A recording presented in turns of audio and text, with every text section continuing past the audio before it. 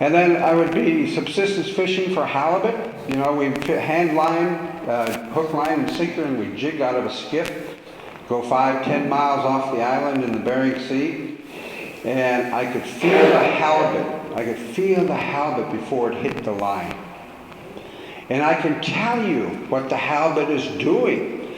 I can tell you if it's taking it to, they have what they call a lateral line. It's a line that's the length of on the white side of the halibut. If it's going over the hook with that lateral line, because that's how they smell. They smell the bait. And I can tell you if it's testing the bait by doing a sucking action where they open up their mouth and then spit it out instantly.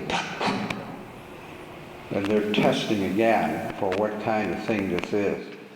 I can tell you when it's hooked, I can tell you if it's hooked by the jaw or the lip or the side of the body. I can tell if it's male or female. I can tell you what size it is. 2 foot, 3 foot, 4 foot, 5 foot, 6 foot halibut. I can tell you how it's going to fight on the way up. Because when I dropped out of my head, I was using what our people call the inherent intelligence of the real human being. That is, we all have this intelligence. But we've forgotten how to use this intelligence. My people didn't. And so the inherent intelligence of the real human being is our entire makeup given to us by the Creator. You know, my smell, my sight, my feel, my intuition, my gut sense, my heart, and my mind. All of them working in a unified manner and spitting out some solution, some insight, some understanding, some wisdom. It's also the basis on which I can connect on the most profound level with all in creation. I can feel the halibut. I can feel the sea lion. And I would watch these hunters, and when they would aim, the oldest hunter would be the one that fires the first shot, because they try to group the shots, because if you're 2 seconds off, the sea lion is very quick and it starts to dive and you'll hit the back. And when you hit the back of the sea lion, it will suffer terribly. And we have this high ethic that everyone is to become an expert marksman. But more important than that, I had to tune in to the lead hunter. I had to tune in to the lead hunter. Now, I'm not talking about subtle cues of observation, because we're all looking at the sea lion. I am tuning in to feel the oldest hunter who's going to fire. And I know when he's firing, and I'm firing within microseconds. So are all the other hunters. So that the sound of 5 hunters is almost like one bullet. That's magic.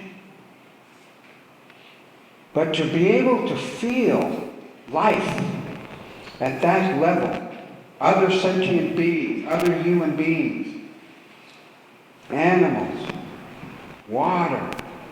I could navigate, by the time I was 11, in pea-soup thick fog with a 16-foot skiff and go 15 miles and land at an exact rock without the aid of any navigation instrument, with no compass. And I used to wonder how my people could navigate with their kayaks, 17 feet long. I built my own, 17 feet long, 22 inches wide. But we have stories of our people going down to the South Pacific, to the Hawaiian island. There's alien words down in Hawaii. Southern California, up to Kamchatka. I mean, we even have stories that go far back that tell about people coming up in migration from Egypt through Mongolia to Siberia and across on boats. Not the Bering Land Bridge, as the anthropologists say. And they never ask us, you know. They never I love anthropologists. Well, anyway, you know, I used to wonder how could they travel that far and then come back? You know, what kind of navigation ability is that? Because in Bering Sea alone, we have 20 days of sunshine a year. The rest is overcast. So we can't navigate by the stars. And most of the time, you can't navigate by the sun. And so I learned by the time I was 11. My dad gave me the boat and motor and said I could skipper the boat. I didn't have to take a competency test. He knew that I knew.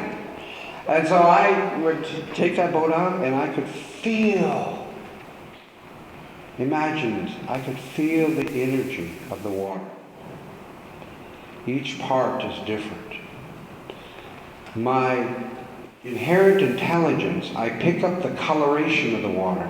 I pick up the motion and movement of the water. I pick up the smell of the water. And I can feel the energy to the point that I can distinguish between rocks and sand 30 feet to 150 feet in the bottom. Wow. What is that? This is something that all traditions had. The four sacred colors, red, white, black, and yellow. And when we start to disconnect from who we are, we lost this ability, and people have forgotten what it means, and we don't have role models anymore. Yeah? And you look at what's happening in today's world right now. You know, you read in books about people who have this sense of connection like the kind I have, and it's almost romanticized, which is not good. Because if it's romanticized, then you say, oh, you're some kind of special person. You know, you were able to do this kind of stuff. And as soon as that label, special person, comes on, then you're disempowering yourself. So I have an obligation, responsibility to tell you, you all have it. I'm just a messenger. Okay? I'm nobody special. We all are special. So not one single person. And so I don't want anybody to single me out in any way as anybody special.